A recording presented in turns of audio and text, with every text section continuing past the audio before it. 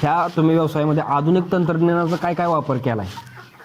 आधुनिक तंत्रज्ञानामध्ये यांची चोच कटिंग करायला लागते 21व्या दिवशी. बर. मग त्याच्यामध्ये चोच कटिंगची मशीन आहे. म्हणजे ती चोच कसं असते 3 महिने पक्षी आपल्या जवळ राहणार, 3-4 महिने पक्षी आपल्या जवळ राहणार. मग ती नंतर मोठा झाल्यानंतर एकामेकाला पक्क वगैरे काढतात. मग त्यासाठी त्यांची 21व्या दिवशी आपण चोच जाळतो. त्यांच्यानंतर त्यांना कसं असतं खाण्यासाठी पण जास्त प्रमाणात मदत होते आणि ते एकामेकाला भांडत पण नाही. बरं. ती मशीन तुम्ही आणली? ती मशीन आपण आणली. कितीला आणली ती मशीन?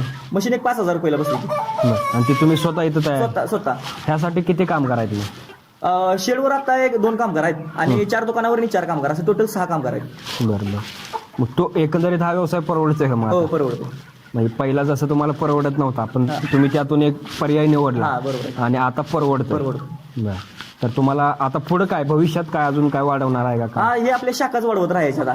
बरं. फक्त दिशीच त्याच्यावर विकता का दुसरं काय? बॉयलर पण असते. बरं. आणि बॉयलर वगैरे तुम्ही करणार नाही का स्वतः तयार? ब्रॉयलर स्वतः तयार करणार. ब्रॉयलरचा आपल्याला सगुणाचा कोड आहे. डायरेक्ट सगुणाचा पक्षी आपल्याला दुकानात येतोय. गावरान आपल्या शेडचा येतोय आणि पोल्ट्री अंडी आणि गावरान अंडी असं 4 प्रोडक्ट आपण दुकानात विकतोय.